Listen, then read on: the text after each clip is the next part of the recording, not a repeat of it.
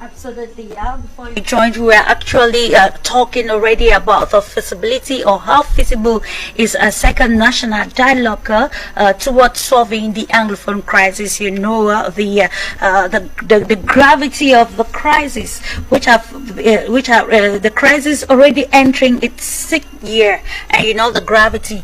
Now, at this particular juncture, people are still looking for a feasible solution. In your own perspective, what do you think is feasible at this particular moment? Should a second national dialogue be held? And if yes, what's its content and who are the actors?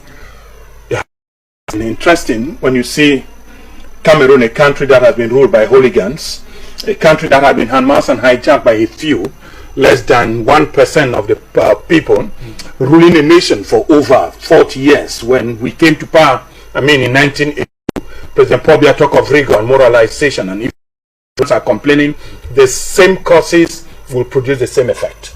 The same causes will produce the same effect in the fact that the first measure, what they call the measure national dialogue, was simply a monologue in which one party decided to define the content, created the commissions, appointed whosoever were going to be head of that particular commission, equally select those who are going to be participants, and decide even on the amount to pay those who participated in such a monologue. It equally tells you that whatsoever we do, to every action there is equal and opposite reaction. Whenever we carry out certain action, we should equally be ready to receive the same results. If we are receiving the same results, is that for over 3 years, as revised by the recent Prime Ministerial Commission on the implementation of the measure, what they call the measure national dialogue, people, in fact, they keep on hailing themselves that, in fact, the situation is getting into normalcy. I ask if things get into normalcy means the worries presented by the Anglophones have been answered. That is not what the Prime Minister answered. The question is far-fetched from the report given.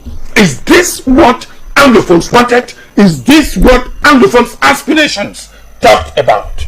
And if we cannot, I cannot be complaining of headache, and you're giving me a drug that can instead cure liver problems, and you think my headache will be cured or treated.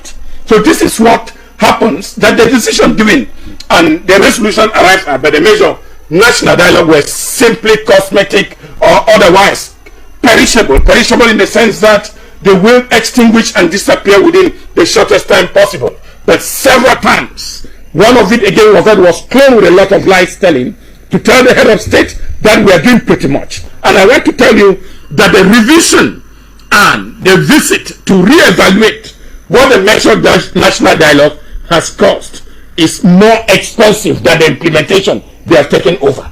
The cost in organizing such meetings. We bring people from abroad, we pay their flight, we pay their coming, and then we host them, then lodge them in hotels, then they have to pay their flight back. And you ask yourself, do we really need this in a government that is going to carry actions? We are always told that action speaks louder than words.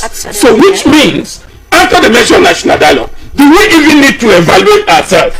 The results should be seen on the field. Is it not that Anglophones have been acting what I call resistance apathy, appealing to their own conscience that we have suffered a lot and that we should not fight again, or stop killing our own? Are we ending the struggle because the recipe given by the government was adequate and is responding perfectly? Have we really answered such questions? If that is the case, be very careful. When things die down quietly, naturally, those who think in future that they will regenerate the same crisis will still emerge. So if we can adopt measures on issues relating to the worries of Anglophones, we are talking of dating back to the federal system. The federal system is the 1961 constitution, which the same country destroyed and created unilaterally. They destroyed the federal state, created Cameroon, they destroyed later themselves, and created the Republic of Cameroon. Can they name back, ask the government that be, can they name Cameroon the Federal Republic of Cameroon? And that's what I'm saying. Yeah. One of the worries is that get back to the billboard, tell Cameroonians that the state of Cameroon has become the Federal Republic of Cameroon. Can they honestly do that? And then it is possible for an Anglophone not just to be a messenger, because I call the position as a messenger. He is the fifth state personnel in Cameroon. After the President of the Republic, you have the Senate, the National Assembly, the President of Economic and whatsoever. Then you find the Prime Minister sitting at the fifth position.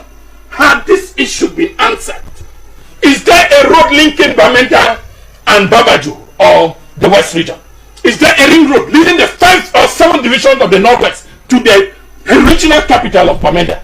In fact, the Coffin Revolution was giving a response to this. No roads in Bamenda. Have we answered these questions? And of course, I'm just telling you, if the national dialogue has not answered such issues, where can we indict? Where can we appoint? Is there a reference hospital? A reference hospital in these 2 regions? If you can't, we have the deep sea port constructed in full Anglophone crisis. The Limbe deep sea port is not talked about. The police, what we call the National Police Academy. It is not what we call the Police Academy in Mutengene. We used to call the National Police Academy, which is based in Mutengene. Today, we have detached it, and part of it is found in Yaoundé. Why the detachment?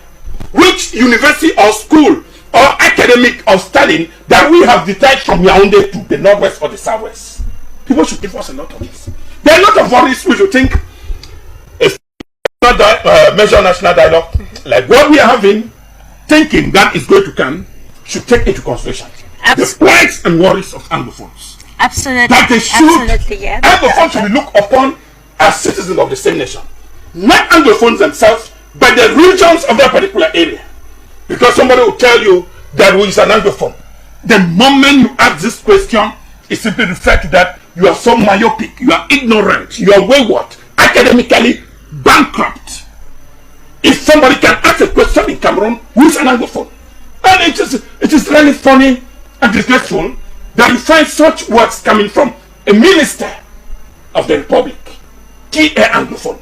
And whispering to him, as the children have gone to school and learned English, they are Anglophones. And I will tell him that the same students of his region or village that have studied German or Italiano are not Germans and they are not Italians. Okay. And so he should answer the question himself, who is an Anglophone in Cameroon? So these are some of the issues which I think very strongly the actors within what you are asking, the civil society, which is not handpicked. If we want to pick the civil society in Cameroon to participate in a future dialogue, let's be sincere to ourselves. We have seen a lot for these 6 years, and we know those who are trying to propagate or propose solutions to help or help this country forward.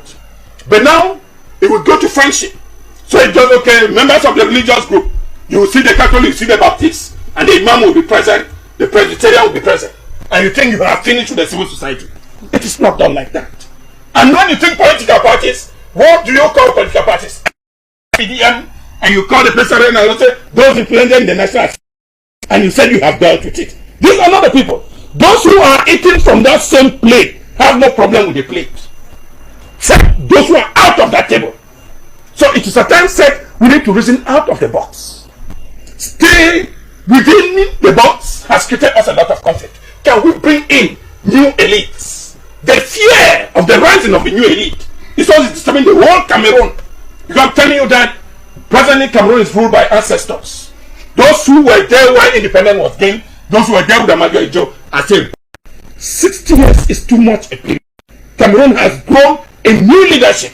We need this new leadership, whether they are in government or out of the government, in Cameroon or in the diaspora, they need to come in. Some of the things this government has failed to understand is that the role of the diaspora remains essential. The role of the diaspora in the development of every nation.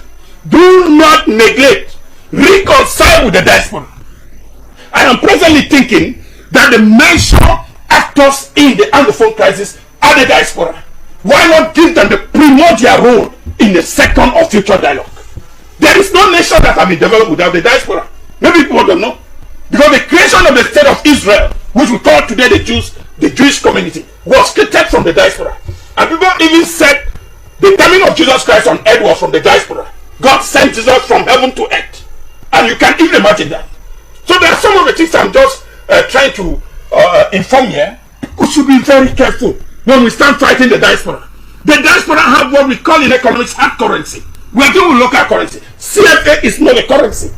But if we can encourage the Cameroonian diaspora, reconcile with them, make them to be economically implicated, why not politically? We need them. We need subsidy in Nigeria. If people don't know, they should try to find out how much the diaspora contribute to the economy of Nigeria. How many the diaspora contribute to the economy like that of Ethiopia? Ask around.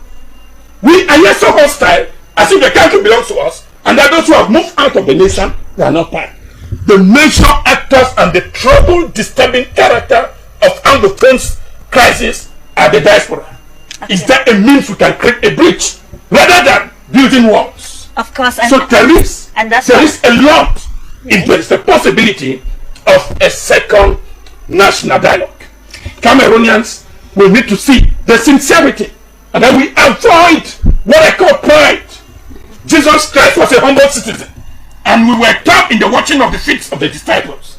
Can our own leaders watch the feet of those they think are disturbing Cameroon to say peace should return? I quoted an example. You can imagine what happened in South Sudan. That a pope of his caliber, licking the shoes of all outdated criminals in Sudan to bring sustainable peace. There is an extent we can go if we love the nation. There is an extent we can go if we love the people. Humility remains one of the character. A lot of people are sitting in armchair. The Anglophone crisis was created and generated out of arrogance. Arrogance from some who think that we have the power and you can't do anything.